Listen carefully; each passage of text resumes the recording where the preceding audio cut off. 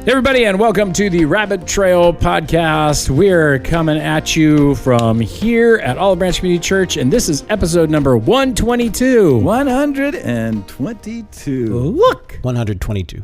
Brent's back. I'm back. And better than ever. I had to come back. Jacob texted me and said, hey, we have lost 100 subscribers because you weren't there. So, people, if you've unsubscribed, please resubscribe again. I will be here for the next few weeks. Jacob's shaking his head. He's saying you're lying. Jacob? Anyway, so where were you, by the way? Isn't Jacob the liar in the Old Testament? Where were you, by the way? He's the deceiver. I was at my grandson's graduation. So that was good times, good fun. I can't believe that my grandson is graduating high school already. Yeah, my son graduated high school. Graduated. They're friends. It's insane. It's insane. My nephew graduates next month, so. Oh. Ooh. Or not 2 weeks, sorry. Oof, Graduates from like college. Oh, college. I was Yeah. like, which nephew? Because it's like, do No, we the consider other ones. The little preschool ones as are- yeah. graduation? He's really young to be graduating. Second He's like grade, the next Ben graduated, Shapiro. fifth grade. He's like, oh. Went from second grade to graduating high school. Second grade to Harvard. Oh, No. good for you. All right. Well, anyway, for those of you who are joining us, we want to welcome you. My name is Greg Harris. I'm senior pastor at Olive Branch Community Church, and we are in a series that we're calling The Vital Family. Just closed it up, and what we do on this podcast is we chase the truth wherever it runs by answering questions and picking up stuff maybe that is left on the floor from the sermons, which apparently is nothing this week. But anyway, we just been checking stuff out and kind of exploring the theological landscape of truth. And so if you're interested in joining with us in that, Stephen's got the information for you about that. So, hey, say hi, Stephen. Hi, Stephen. Hi, Stephen. Oh, so thank you for listening. If you're still listening, we'd like to let us know where you're listening from. If you're listening on YouTube, give us a subscribe, a like. Please share it with your friends, because that's the best way to get the word out. If you guys like the podcast, then it's best done by you telling your friends where we're at, and that way they get to know us. We're also on the Spotify, and we're also on Apple. Do we suggest they share the shorts or the whole podcast? Don't share the shorts. Don't share the shorts. Never share shorts. But it's summertime. Don't share. Not even in the You're not summertime. in PE, not at the beach. Greg never and I are share wearing shorts. today. Just Greg don't and I are share wearing them. shorts. Okay. I'm fine with shorts. Just don't share. Yeah. It's the sharing of the shorts that you don't want to do. There you go. And my name is Brent. I'm the Connections Pastor here at Olive Branch. So if you have any questions, if you hear something during the sermon and think, I got a question on that, or even if you just have a general biblical or theological question, you can email us at rabbittrail@obcc.church, rabbittrail@obcc.church, and we would be honored and privileged to discuss your question. Hey, so we've got some news coming, right? We have got a lot of news coming. A lot of news. One, July is going to be an interesting month for us, because I'm going to be gone for a couple of weeks. You're going to be gone for a couple of weeks. We're going to try to keep things moving forward to a point, but we're also going to take a little break, because what we want to do is on August 2nd, Friday night, we want to do the live Rabbit Trail event. So it'll probably be from 7 o'clock till 9 o'clock. Doors open at 6:30. It'll be at our youth property. And that'll be August 2nd, Friday night. And we just want to invite everybody out there to be there. And we want that to be episode number 125. So we are trying to... He's trying to fudge the numbers. It doesn't matter. It could be 124, 125, or 126. We're really not sure what number we're on. We could call it whatever we want, because we've lied since episode 1. I don't think so. You ever heard of a soft launch? Come on. Yeah, I know. So again, mark your calendars and let us know you'll be there. We're going to probably try to order some new shirts for people that want some shirts. And one person I know that's going to need a new one, and I'm probably going to end up getting it for him for free, is Nate Harris, because that boy wears our shirt all the time. Your wife said it's his favorite shirt. It is. It is. Very comfy. I think it's falling apart around him. Yeah. It's just, I mean, it does look worn, and I just want to say, Nate, I appreciate it. I think that's awesome. He's our greatest advertisement. He is. Except he doesn't go anywhere. And he's tall. All the He's time. tall. Oh, so yeah. he He's at stands church. out, He's our too. greatest advertisement. Yeah. But I want him to like go walk around in malls and stuff. Walk around in malls. Yeah. He's like a Just show sandwich it off. board. So the shirts that we originally Just like a got big old rabbit. were kind of a blackish looking shirt. So Those are the awesome ones. Those of you that have an opinion, we have to only order one color when we reorder. But do you want a different color? Do you want black shirt? Do you want maybe a red shirt or navy blue shirt or something to that effect? So let us know if you would like a different color. And we'll, Black. Taupe. So It's let not us green. know Paisley. because Stephen only wears black. Yeah. And so Bet on black. yeah, I don't really like black that much, especially during the winter time, or not the winter, the summertime, because it just absorbs too much heat, and I sweat enough in air conditioning. So so there's that. TMI. He needs This is a a new tank- he needs a segment. tank top. Brent's TMI. So let us know you want the live event, and we will start broadcasting that We more. don't need to know what they want from the live event. Yes. What do you want? Yeah. So that means sending us in over the July kind of some of your questions, maybe so we be prepared, or prepare your questions for the live Q&A section.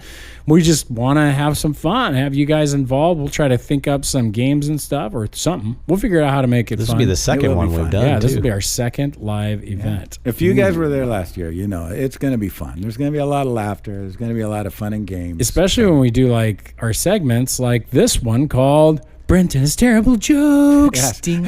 And again, the live event is kind of a launch off. So when we come back to the regular broadcast after the live event, we may add a new segment. We may get rid of some of the segments like Brent's terrible jokes, and maybe we get rid of that. Or What if we had the something like that. audience and their terrible jokes? Yes, Or- but But yes, if we do the audience terrible jokes, then better you be guys ready. need to send them to us. Now we got to vote on which ones are the worst. Yeah. We'll just hold little cue cards up.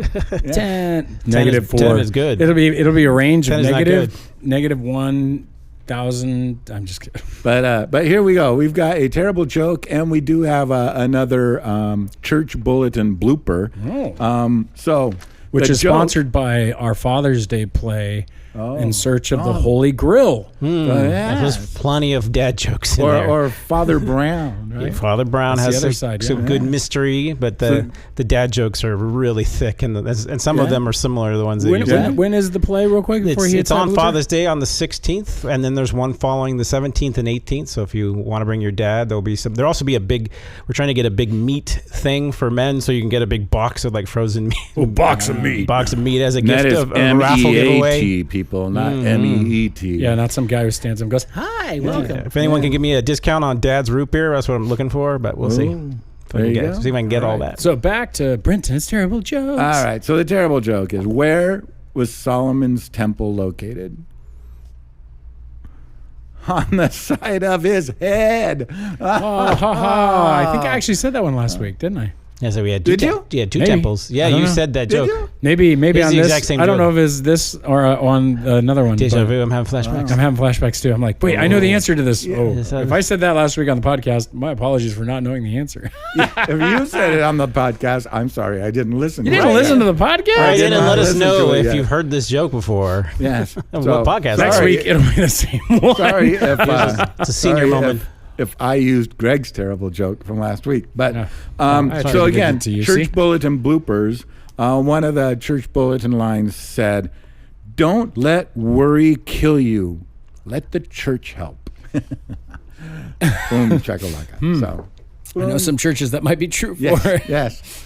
So again, we are in the Vital Family series, and this was on Vital Foundations. But we also still have one more segment first. oh, don't that's we? right. Do we only have one I almost comment? skipped Steven's segment. Ooh, do you want to do Steven's segment? There's only one Steven's first comment. impressions, or We can do one impression. Steven and the internet. We should have the internet start. We should have like the internet Steven's mean speak them to tweets. you. Yeah, they wouldn't be directed at. Well, the circumcision one was directed at me. Oh yeah. Right. Not really mean, but weird. Yes. And if you don't know what that means, it's because you got to be in the know. He did at least 3 sermons that involved circumcision. Well, you got to go back to the early podcasts. You'll find out all that. Back in Exodus. But it was kind of like, it got to be funny, and it wasn't like planned, but every time Greg was going to be gone, it was a sermon on circumcision. Something to do with circumcision. Stephen had to do You're it. Welcome. You're welcome. Yes. All right. Hit it with now we're Stephen's heading into the dark realm of the dark impressions. parts of the internet. So this is just one comment, and I guess this comes from the short with Brent on the picture where it says the power of church community, health, happiness, and I can't really see the other part of it. But we were talking about just the statistics that come with the health of the church and what it means for the community. This person says, this isn't complete English. No, read it as is. Okay. Statistics show that for being involved in any community, period. So that's what do you think that means, Stephen? I don't know, but there's one more sentence too, but this one makes a little more sense, which is what makes it so toxic when religious groups weaponize community. So any guesses on statistics show for being involved in any community? I think what they're trying to say, if I'm getting them the benefit of the doubt, steel manning this, is statistics can show that for being involved in any community, but I'd have to use my acting skills for reading scripts, how people talk. So, which it makes it toxic when religious groups weaponize community. Dun dun dun. You guys are evil. Not that wasn't weaponized. Right there. Yeah, nobody. They didn't weaponize that. Nobody but churches weaponizes communities, and there's no community online that you're weaponizing right now to show that I'm weaponizing community. Yes, that makes sense to me. But yeah, what it's like inception levels of weaponizing community going on here. There was a lot of benefits to being in Christian community and in church community, and that was the point we were making. And there was a lot of health benefits, mental health benefits, and other benefits as well. Sure, you can find some of those in community. But I will say, throughout history, not all communities have been beneficial to your mental health. Or statistically are. I would say, if you really I'll take this seriously, though, this is steel man the argument. There is something to be said that healthy communities have healthy statistics, right? So, but I would say there are two communities there are numbers on communities that we looked at, but the only difference is religion, and you find that the actual recovery and recidivisms are greater for people who are prison recovery programs that have to do with drug, alcohol, any kind of addictions. They can't figure out why, but the X factor that makes the recidivism rates for people not going into alcohol or not going back to alcohol and having a lifelong change, the only difference in the programs typically is that it's based around one particular kind of religion, Christianity.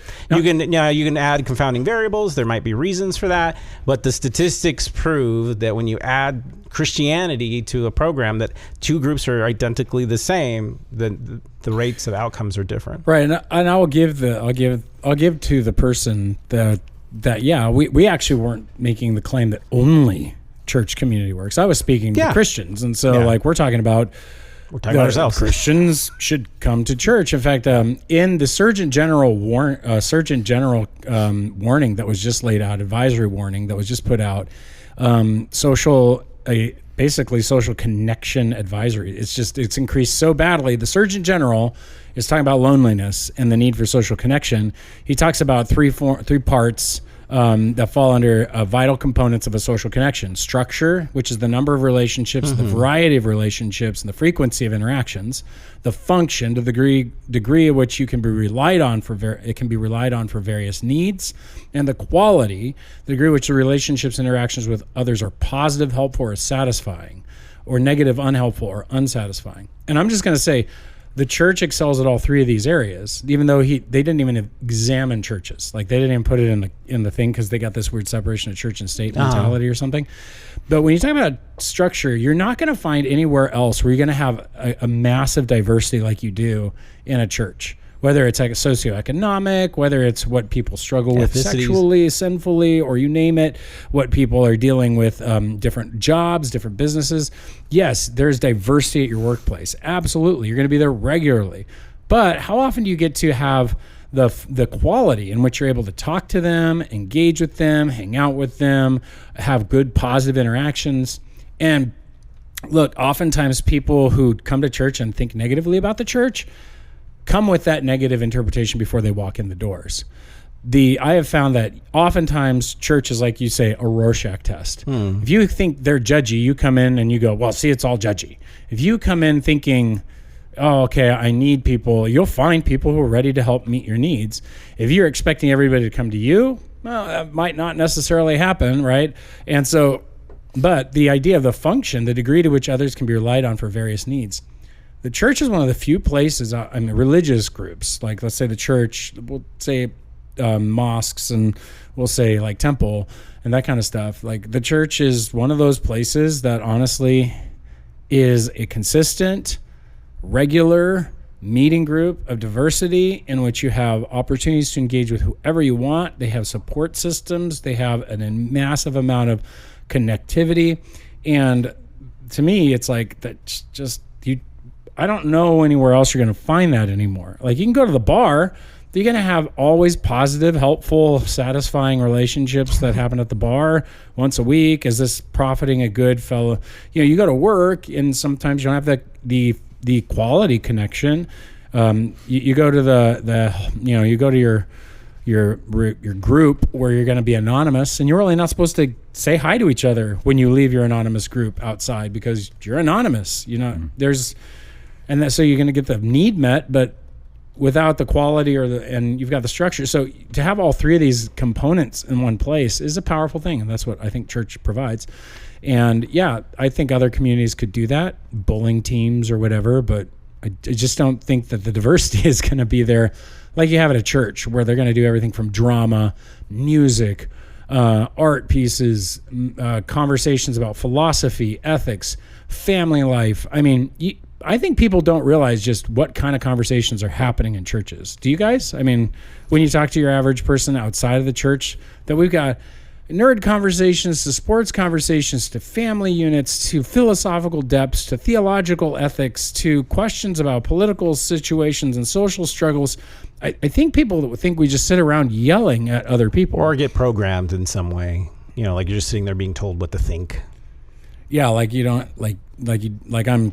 You don't get control over people? Yeah. That'd be weird. No, it's not like you sit at YouTube and get told what to think. Well, I think that's the thing is I think that any group of people, not just religious people, can be prone to weaponizing culture in a negative way. It's not exclusive to religion. There are political parties, there are fan groups, there are all kinds of groups of people that when you put them in masses, they can actually lead to harm or lead to good. That's not exclusively a religious thing. It's just that historically, people have always been religious. So you're going to see more of that in a religion because mostly people who've ever lived in history have been involved in some kind of religious thing. But I would say there's some red flags for cautioning people who are in those people groups, and that is, are you allowed to dissent? Are you allowed to say what you think and feel? Even though you don't expect everyone to agree with you, you're able to say that. And I do feel like in order to call yourself something to be a part of a group, you have to agree to something in common. And that's true of any group. If I say I'm a part of a party, then I have to agree with certain things in the party. But then there are things I can disagree. And I feel like at church, there's this misconception that you can't disagree about certain things. When we constantly ask people, even on the podcast, send in your disagreements, your questions, your concerns, even ready to fish them out. There's not a lot of organizations that will tolerate that will tolerate you speaking about them in that way. We even tried to kind of facilitate that at my house last week, where we invited a panel of people who are all Christians, from kind of right-leaning to left-leaning in politics, to kind of help young adults see that in the church there's conversations available, there's opportunities to get engaged. And so again, I think we just have an awesome opportunity as the church to provide ourselves a very diverse and yet committed group of people who want to talk about a vast number of different things, and you don't have to just have it's just not a cookie cutter approach. I think that people who critique Christianity without going to church for a significant amount of time to experience it shouldn't it's like, how what are you comparing it to? Where are you getting your information from? Like, I really don't think you know what you're talking about. So just my thought, Yeah, and I welcome a dialogue. So if you really are concerned about that, I would be like, just think it through. What are your major concerns, and send them in, instead of just commenting. People groups that I don't like say things are brainwashing other people's. Okay. But I think there's a question there somewhere, and I would love to answer it. So All right. That's your That's deep your dive into impression? the dark side of the internet. Deep dive into the dark side.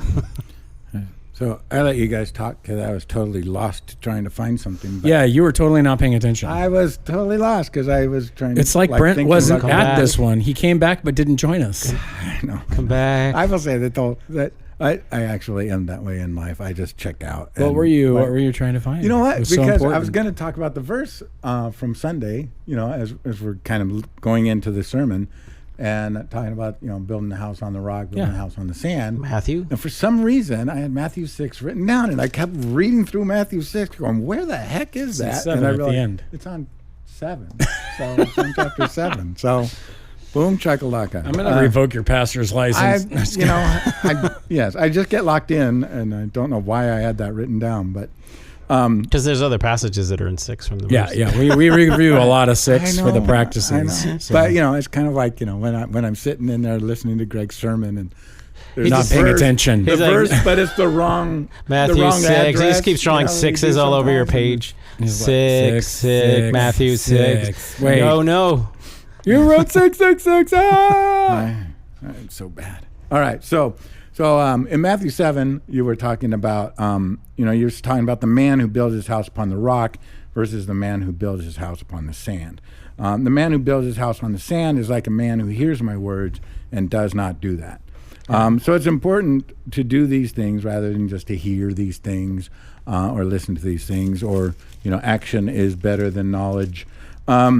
So again, one of the things that struck me as you were talking about that verse, and we've all heard that verse so many times.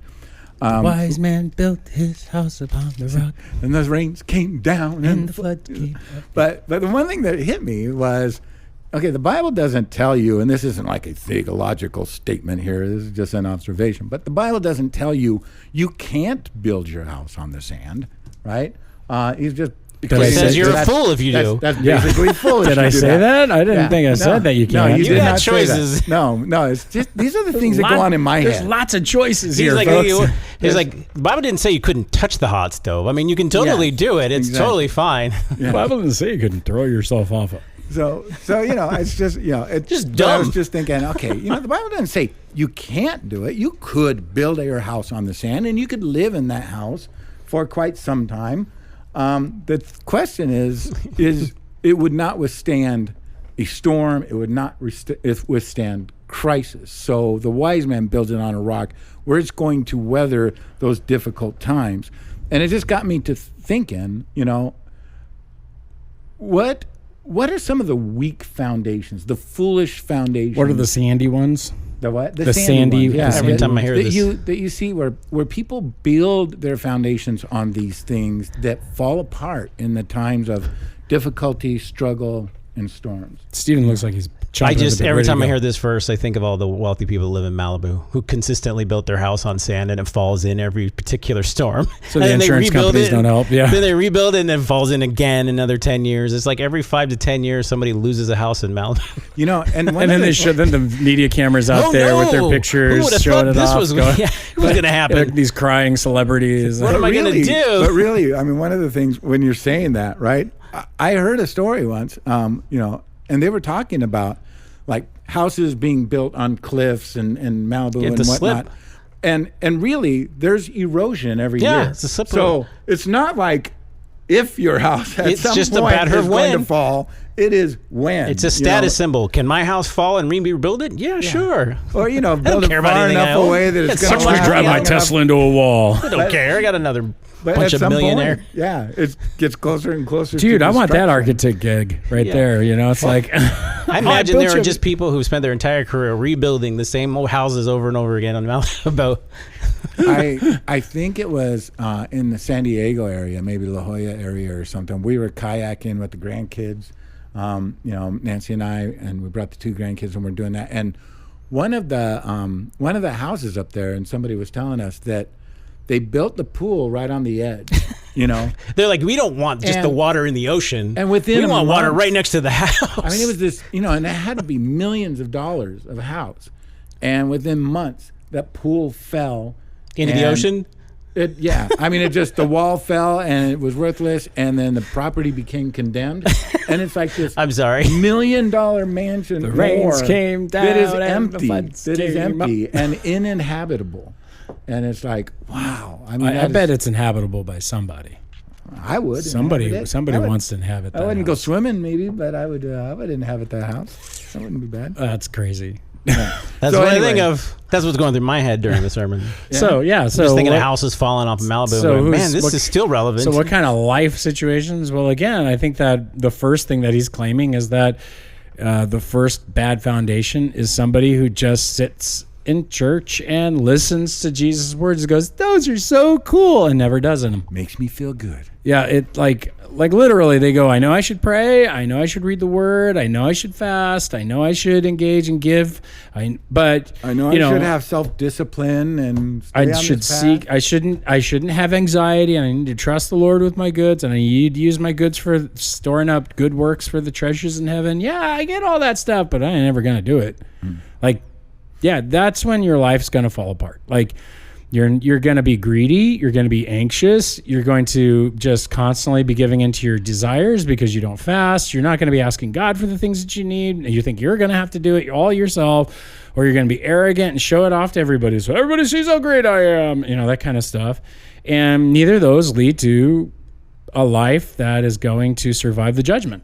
Because that's really what the picture is when the winds come and the rainstorm. It's like, will you survive the judgment? Will you make it through when this is tested by God? And so that's one foundation. Do you want to try another one out? Or you kind of covered almost of? every foundation in the one. It's like anything that doesn't build itself on the words of God. It's like people, well, like when you buy IKEA furniture and you don't care about the instructions and you have a bunch of leftover bolts at the end and the thing kind of tips sideways and then breaks or whatever. It's like you would think that you would want to at least know how it was constructed instead of thinking of something for yourself. It's like, well, if you're going to build a computer, you probably want to know how to do that.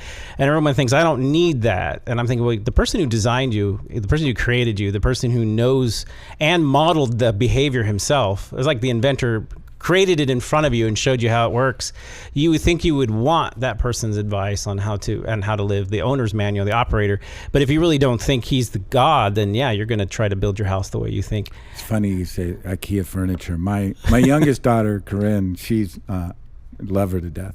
She is the boy I never had. I got two girls, and she is, and I mean, she's always been the builder. She loves to do those kinds of things and build stuff and by Andrew, yeah. And like her grandpa, Nancy's dad, bought her a toolbox one year for her birthday or something with tools, and she was so excited.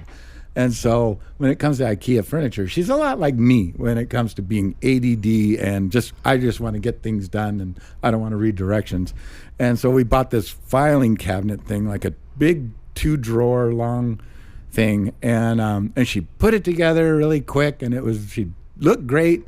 And then we realized one of the drawers was upside down, so I had this gap in there, and you couldn't lock it. And I just IKEA furniture is so cheap that you start taking it apart and putting it back together, and it's not going to last. So we just went, all right, we'll just file everything upside down. Yeah. I mean, it worked. It just had Everything this falls on the gap floor. between the top of the thing and the top of the drawer, and it was just lame. But God bless her. We love you, Corey, for doing that. But it just is. It is my story. But I mean so. Here's the thing. What's interesting? Let's throw some common grace into the conversation. For anybody who's new to the conversation about common grace, common grace is the idea that you can do the things of God without following God, and you'll reap benefits from, because that's how God designed the universe. It's sort of like, if you want to break the rules, there are moral rules. Break them or keep them. Either way, they're like the rules, like the physical laws, right? You want to go jump off a roof and try to break the law of gravity, it's going to break you. Just the same thing is true with any law of morality. You can break the law of gravity for a little while. yeah, but if you don't jump very high. if you truly try to bust through a wall like the Kool-Aid Man, and it's a solid concrete wall, oh yeah, it's like, yeah, I just love the Kool-Aid Man. But I just did like You snap need- into you a need Slim a Jim half- with the yeah, you went Kool-Aid to man. I Macho kind of Man. mixed it a together half there. ounce packet of It's a different Kool-Aid amount. and a 5-pound bag of sugar. Yeah. Either way. So, but when you run into the wall, you're gonna hurt yourself. Like you're not gonna survive because the laws of physics limit your reality. The laws of morality limit your the laws of morality limit your reality the same way. Wow, that was like a preaching moment. But to me, people don't get this. Like if you say you do fast, but I know people who are like, oh, see, God gave us fasting because, hey, look at the benefits it confers to your body. You end up in a macrophaging, situation where you're destroying the bad cells. And see, this is why God instituted, and this is why we don't eat shellfish. And all they go through and they see all these positive benefits that are actually just kind of the gracious benefits of reality, but that have nothing to do with why God actually told them to do this. In the same way, God didn't tell us to fast for health reasons. Like this isn't about some kind of, get in tune with your body. This is about Intermittent fasting. It's not about a Moses health was like a 6-pack. situation. The 10 Commandments. Moses. Now, I do practice intermittent fasting. I fast between breakfast and my pre-lunch snack and my And then, pre-lunch snack. Are you a and hobbit? Lunch. And What are those? Like a hairless hobbit. Like There you when go. it's like There you you're go. the first ones. Like you got a hairless Bald cat, hobbit. you got You a should hairless see my dog, toes. you got a hairless hobbit. yes, I do fast, but in very short intervals. Yeah, intermittently. But the idea isn't that these things are just benefiting you for a physical For reason. pragmatic reasons. Like I think people are like, oh, look, The Secret. I ask for things to the universe and I get them. It's like, well, sometimes you can be talking to God and He's trying to show you that He loves you. He's trying to wake you to His reality, and then you just excuse it to some other spiritual power. And who says spiritual powers can't answer your prayers when you don't believe in God? I don't see anywhere in here that says they can't. But we have to be careful then about these kinds of conversations, because you can be doing a lot of good things and feel like your life is strong, but can you survive the actual the divine moment in which He comes to challenge your entire life? And I think people go through these things, and call it hitting rock bottom, call it you going through bankruptcy. I don't think a human being really kind of goes through too many times very far in their life without running into the end of something. Like your loved one dies, or you find yourself in an accident, you lose your job. Like there are very few human beings who've ran the whole course all the way and never had anything bad happen to them. So I struggle. Like this is talking about when that divine moment hits. How'd your life do? How to shore up there? And what's funny is there's you get your cognitive bias game out, but there's a cognitive bias towards that. I don't know if we've indicated. I don't know which one it would be, but it's kind of we have a cognitive bias to the successful, because like it's like talking to people. They're like, oh man, you're 110 years old. Like, how did you get there? Well, I never went to the doctor one day in my life, and I smoked a cigar and drank liquor every single day. And you're like, well, that's the solution. Yeah. That's how we live forever. Don't ever see the doctor. And why is that guy there? Because everybody who did that never saw the doctor isn't alive at 110 to tell you that's a bad idea. The vast majority of them died. That's why there's only one. It's that kind of bias to the successful. And so you look at a guy who's like, well, I went through this hard thing, but I picked myself up by my own bootstraps and I made it. And you're like, that's a bias to the successful. Like, that's not a good indication that he made it through the storm. Yeah, it's that. So, but there's common grace involved here. I think it messes it up a little bit for people. Like, well, I didn't do these things and I made it through. But did you? Did you really? Like, did your life really make it through? And I don't know. It's one of those challenges for me that I sit back and we talk to enough people, we see enough people's lives get messed up, and I find people who are dedicated to the Lord in prayer, who've practiced self-denial, who are in a situation where they're generous, even in the midst of their difficulties, who are leaning on Him and seeking after Him. Man, they make it through the worst times way better than I've ever seen a lot of other people. I think it's just it's interesting. So I don't know, Stephen, thoughts. Brent, your thoughts. You asked the question. I mean, part of some of the things that I thought about was kind of what you were talking about. Just what people would consider success in life, and without the moral fiber of it. And so I was thinking, like, I think there are people that place their trust in the sandy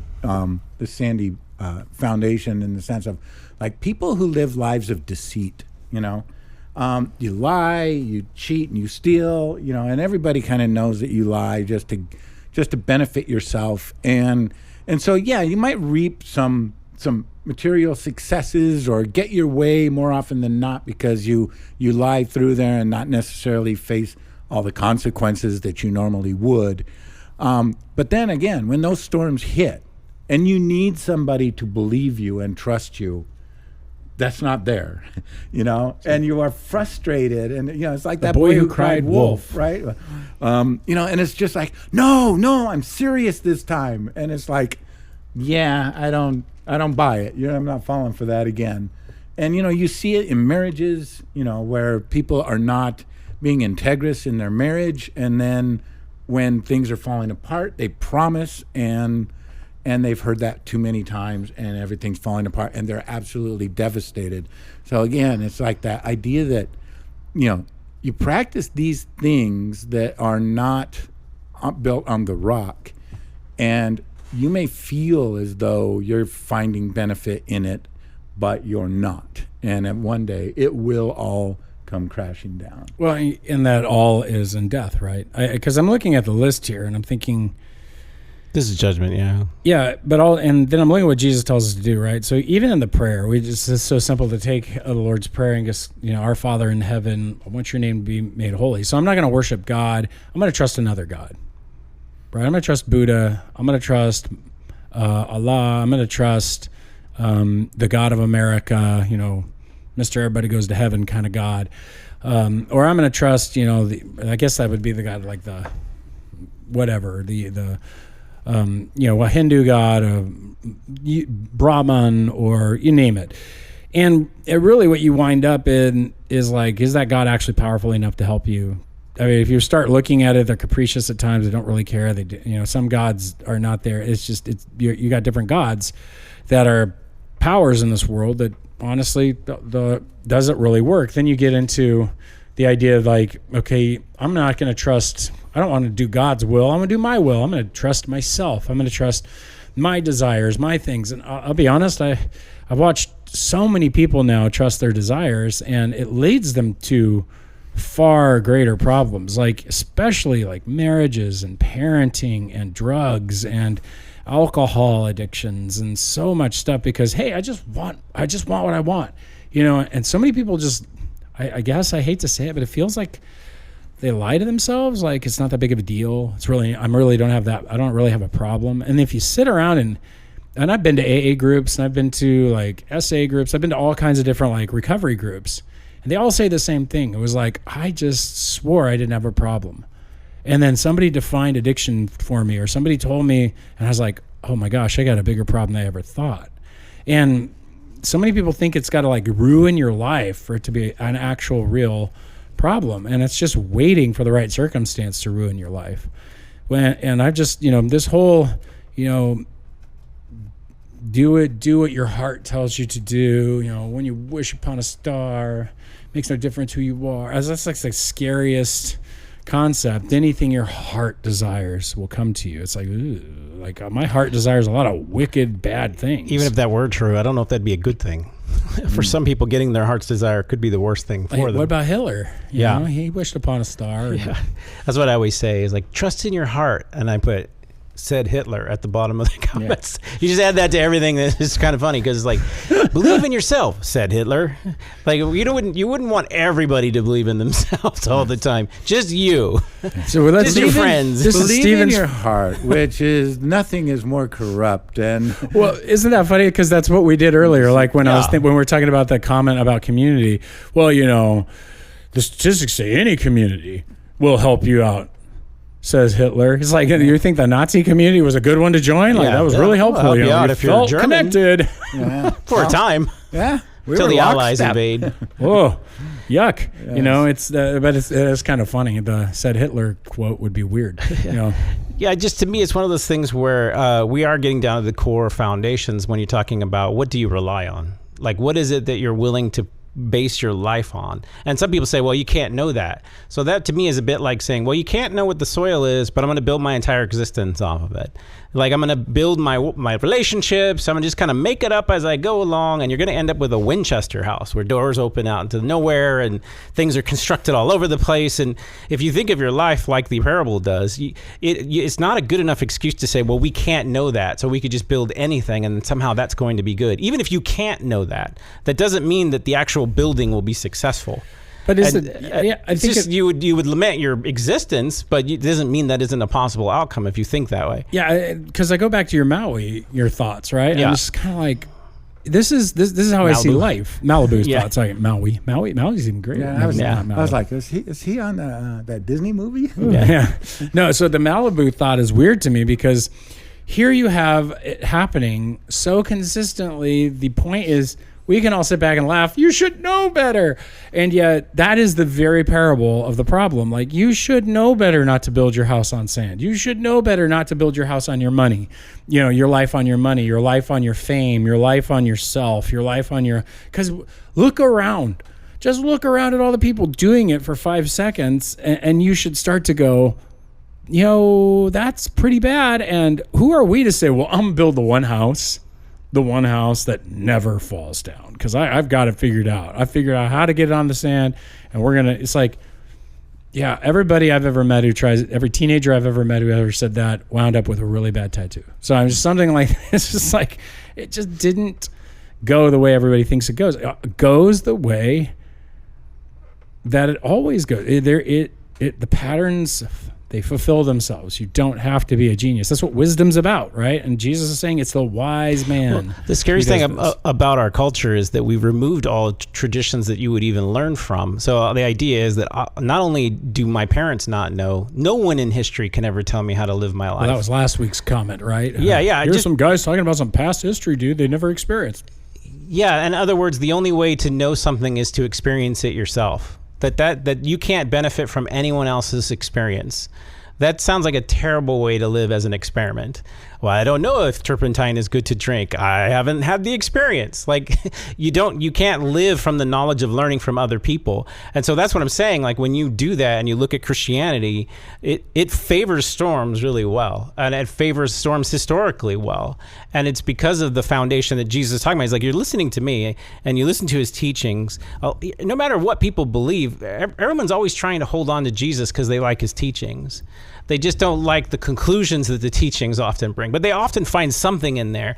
But to just disregard any of Jesus's teachings and the fact that he's speaking on what he's claiming to be, I think you have to, whether you believe in it or not, contend with the belief. And I think the question often is, what do you base your life on? I have friends that really into science, and there's a lot of a nerdy community, and they started the phrase praise science. Oh, praise science. That's a great idea. We should live our life by science. But they don't really live their life by science. Did they do it as a joke? It started as a joke, but it's a belief. Now, or? Well, no, they started as a joke because they think the highest form of knowing something is the scientific community. Do they have a scientific evidence for that? Well, that's the question I have. You don't really live by the edict, but the principle is that science is the best thing I can invest in my life that gives me meaning and purpose to live my life. And I don't think what's their scientific measure for meaning and purpose? Well, I don't think it's sufficient.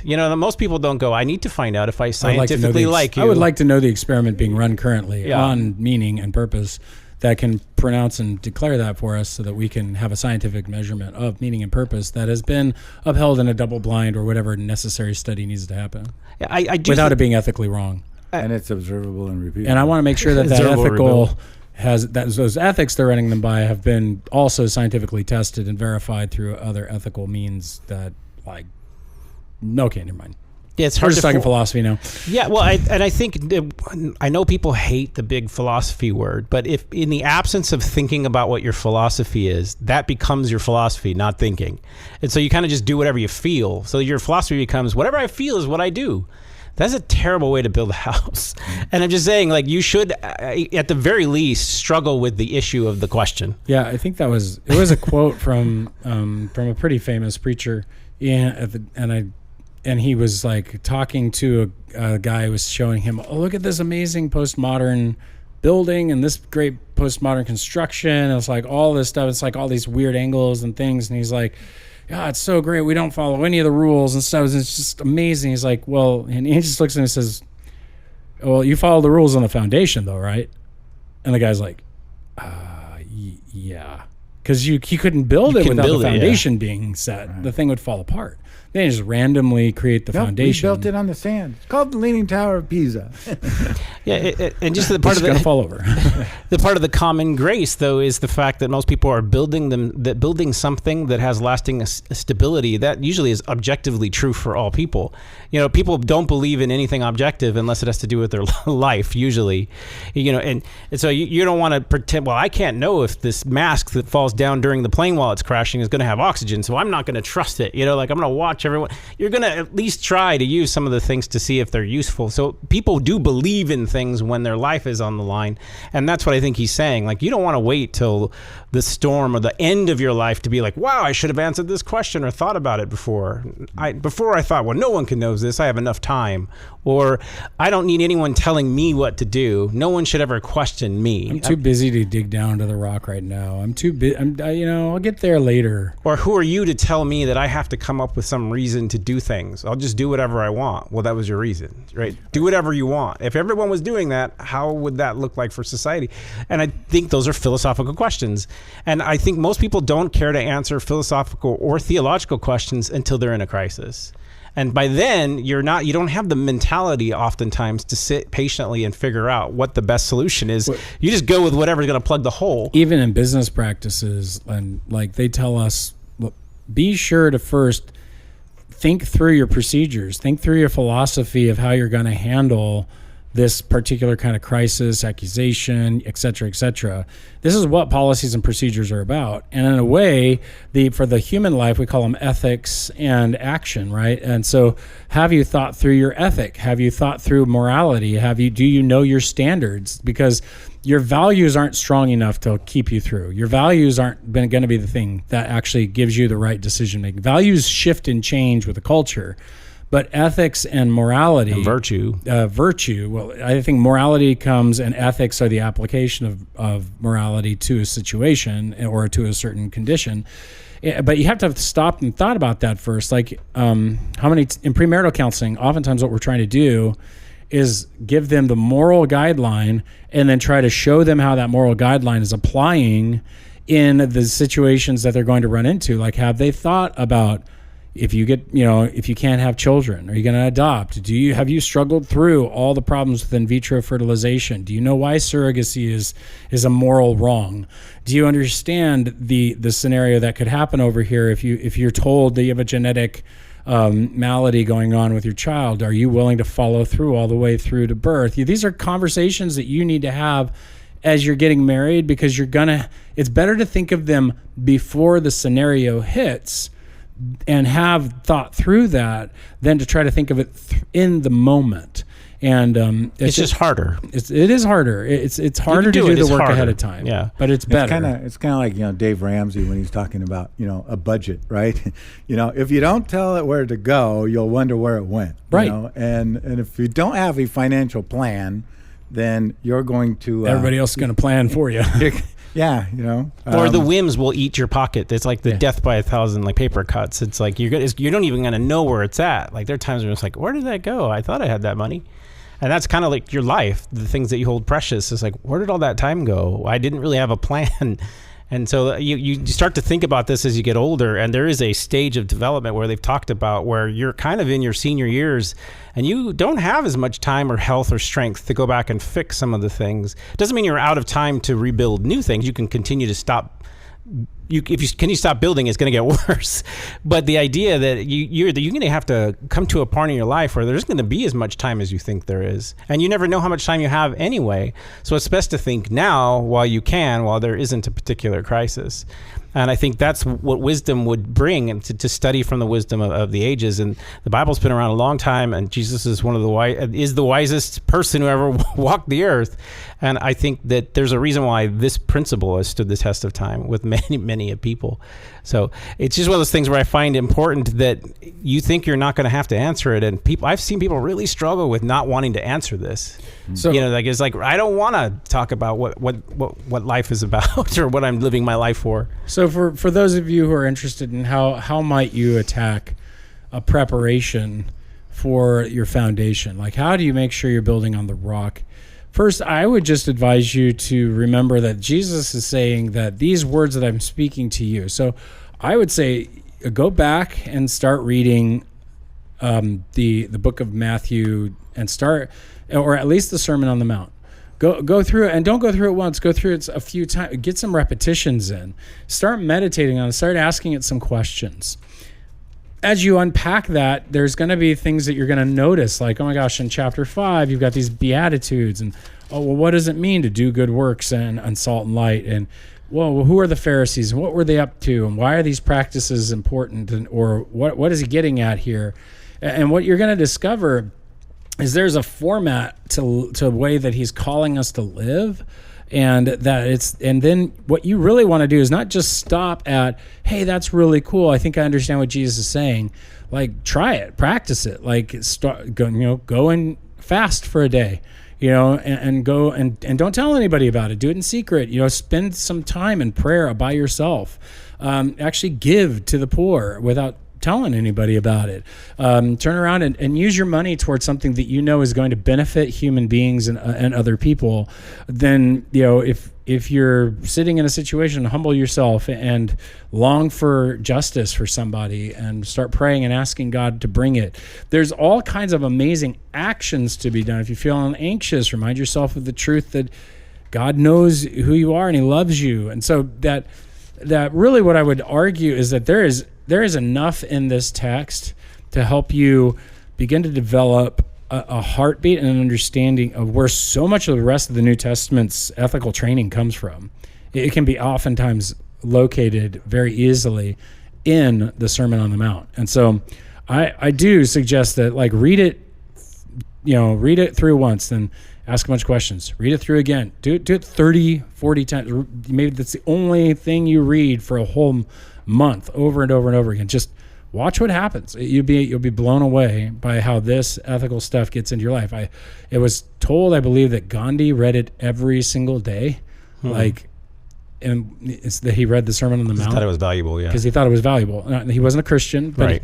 But it did affect his life at some level. He wasn't an amazing common guy, grace, but it was interesting. So, yeah, foundations are pretty darn critical, and if we don't have them set up ahead of time, really worked on, and know where we're going, you're going to get hit with something. Life's going to get knocked, and you're going to find that there are some solid foundations of practice that if they're ingrained into your life, and that's the thing, you can't just pick these up when the weather comes and go like, I got to dig down. No, he's saying you're already doing these before that storm comes. I think if you are doing that, you'll find an immense amount of strength that you never realized was there. That and the ultimate, I do think you need to ask the ultimate question. I think people know instinctually that there can't be we just randomly live through life without having any account.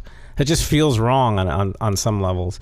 That, I think that your life has been given as a blessing, and that somebody's going to hold you accountable. If there is a God and he created you, and he's going to have a particular opinion about why he did that and who, and you're going to have to answer to that, and all of us have to answer. And so Jesus is providing that solution. I was just thinking about this weird thought, and I don't know about you guys, but we've all suffered our own fair share of crises in our lives. And every time I think through the crises that I've had, whether it be a relational one, somebody's sick, something like that, every comforting verse I've ever ran into in the midst of the troubles has been from the Sermon on the Mount for me.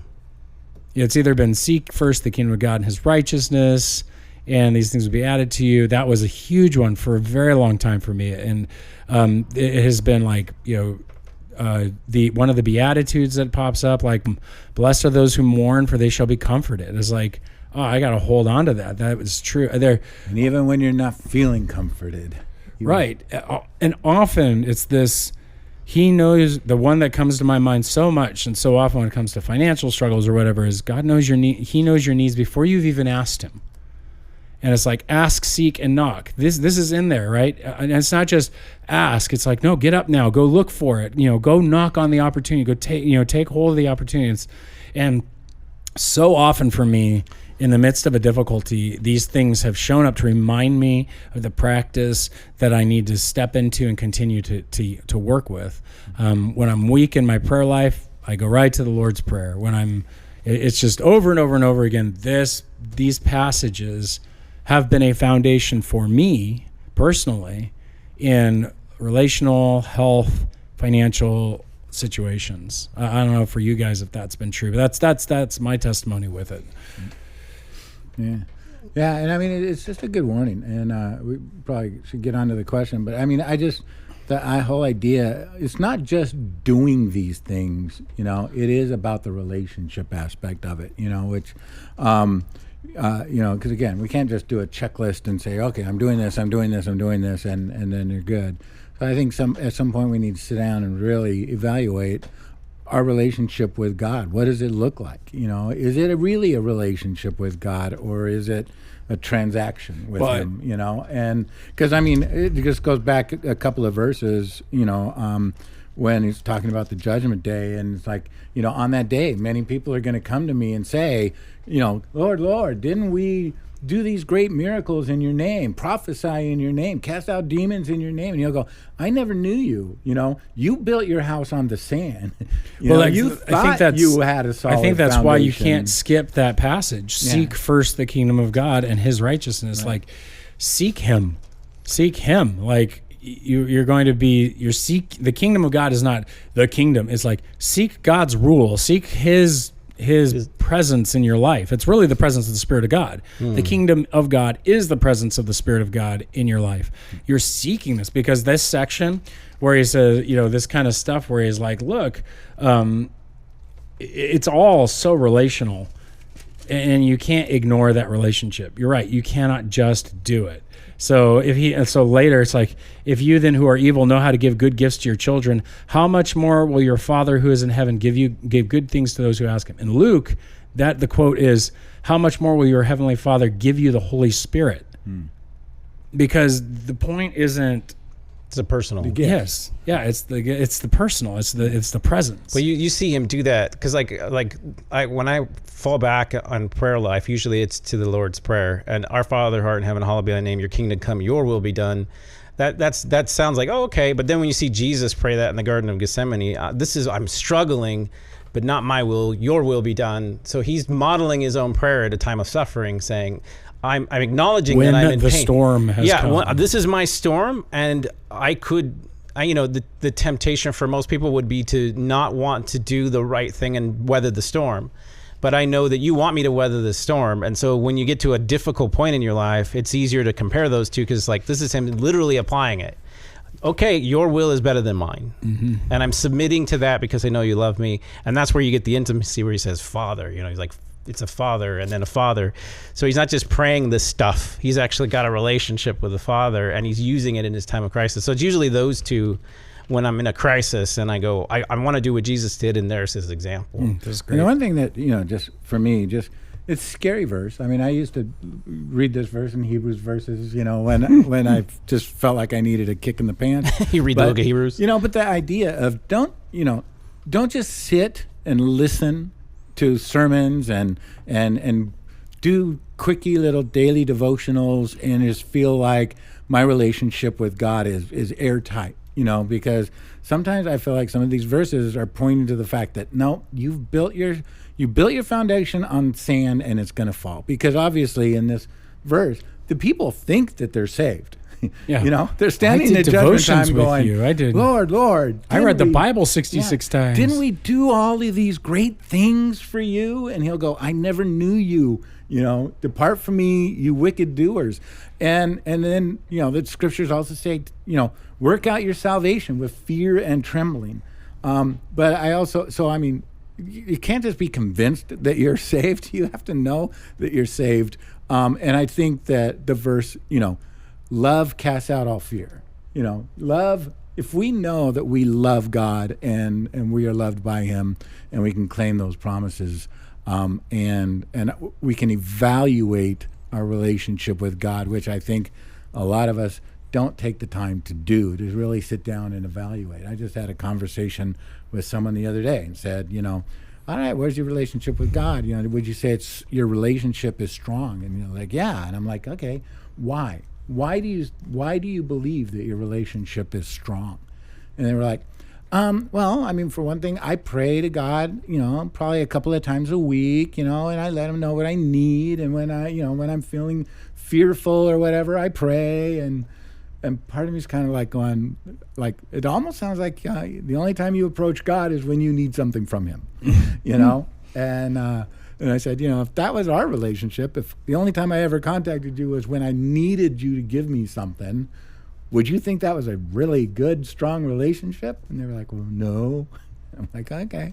So again, I just really just evaluate the whole of your relationship with God.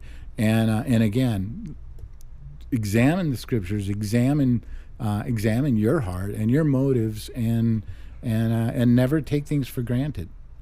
Because you don't want to find out your house was built on sand when the storm hits, when judgment comes. So, boom. All right. You ready? We got a question? Move on. So we do have a question from Tommy. Tommy is he's quoting a part of 1 Corinthians 15:19, and it says, "Otherwise, what will those do who are baptized for the dead? If the dead are not raised at all, why then are they baptized for them?" And that was from the NASB. So he says, "Good evening, sirs." Good evening. Good evening, Tommy. He says, "I just have a question about this verse. This sounds like the Roman Catholic doctrine of being baptized for the dead, does it not? I think I'm missing something here. What is Paul saying?"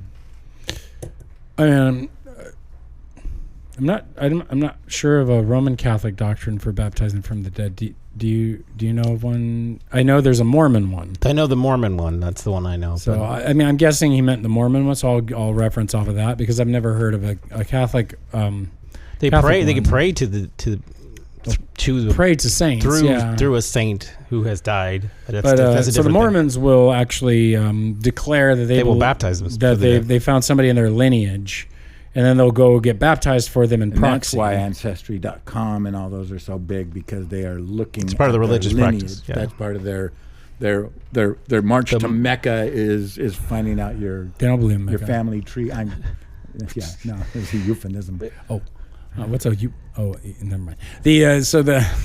But anyway, they'll get in, they'll get baptized in the water for like a person in their family lineage, and then they'll claim, see, now they've received it, and now they're Mormon in the other in the afterlife. And that doesn't mean they're going to the ultimate heaven. It just means they get to now get out of hell and move into the lowest heaven and with Jesus. So that's kind of the idea, or with the Spirit. So that's kind of the terrestrial heaven. And they have a telestial, and they have this celestial. So they have 3-tiered heaven system, along with hell, and then the outer darkness, which is different. And in the midst of all that, they do these baptisms. What in the world is Paul talking about is just one of those really awkwardly it's just what they call an enigmatic text. It's just a very puzzling. And so when they say it, otherwise, what do people mean by being baptized on behalf of the dead? If the dead are not raised at all, why are people baptized on their behalf? And so there's gone from everything from, these are people getting baptized for their loved ones. There's been arguments that this is only happening in Corinth, because we have no evidence of any form of baptism for the dead in any of the church fathers, in any other documents that we own when concerning like the practice of baptism. Some will argue like, oh no, this means a spiritual person, like a spiritually dead person, like you're getting baptized because you're spiritually dead. And that's not really held much, because they're like that. The weird thing is that Paul doesn't seem to be like against it. He's not like, you shouldn't do that. But at the same time, he's using it as like a polemic. He's saying like, okay, you people who get baptized from the dead, he's not resurrected. Well, why are you doing that? So like square up your, sort of like how I kind of sometimes ask a snarky question. Yeah, really? In the podcast. When do you do that? Never, all the time. But that's kind of like what Paul's doing here. He's asking that snarky question. And so people are wondering what, even scholars wonder what this is. Probably the most gracious read is that baptism was a very, very important rite of revealing and showing that you've pledged yourself to Jesus and you're following him. You've died to your old life, the other gods, the other beings, and your allegiance and your life is with Christ. And so some have argued that it is likely that these people were people who gave their life to Christ on a deathbed. And because it's full baptism, they wouldn't receive somebody who's pouring water on them, that they had died before they had the chance to show the rite off. They either died before their baptism saved, date, but not baptized, but died before they could be. Yeah, they died before they could show the. And so people were so convicted that they needed to show that this person truly gave a profession, that they were willing to put their own name on the line on their behalf to say, I am willing to show that they had died and gone through for them. So that is what I think is the most gracious read of the text, and why Paul necessarily wouldn't have seen it as a negative thing. He would have said like, oh, that's it's we know that they're coming back from the dead, because the picture is something associated with going into the death and coming out and resurrection. So why would you do that except that you're trying to show that somebody did give their life to Christ, didn't get a chance to show it at a baptismal ceremony and give their full confession. And so in a sense they're saying, I know that they were following Jesus and before they got a chance to be baptized. So I want to make a proclamation on their behalf. Not that the baptism saved them, but that it was such a crucial rite of in the mind of the Corinthians that they were willing to do this at this level. That won't be found anywhere else in church history. And so it may just be a peculiarity to the Corinthians in their desire to reveal just how serious somebody was in following Christ. And you probably know better than me, but a couple of things that I came across when I was kind of looking at what Paul likely meant.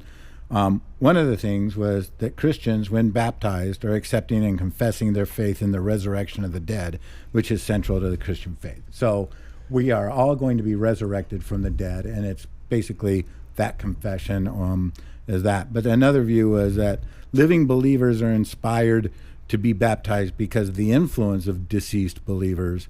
If there is no resurrection, there would be no reason to follow the example of those who have died in the faith. So kind of that idea that those have gone before us, the martyrs and everything else, we are, Yeah, some have argued that these people who have died were people who died for the as martyrs, basically, and they didn't get a chance to really show off their faith, except for martyrdom. But it doesn't uphold the doctrine of salvation by grace. Yeah, and I don't really, again, I don't see, if you're getting baptized as a symbol of somebody you knew who was walking with the faith but didn't have a chance, I could see how that's not violating the doctrine of grace, because it's more of it's almost like they're doing it as a comfort, kind of a thing to the congregation. And Paul's using that kind of language. He's sort of like, look, the resurrection's a comfort for me when I'm dying every day, and the things like why would I go through this torture? Why would you guys embarrass yourselves, get in front of people to be baptized on behalf of somebody who's already dead, if the resurrection wasn't going to happen? Obviously, we have a hope beyond this thing. I have a more charitable leaning. Does that mean we should do it today?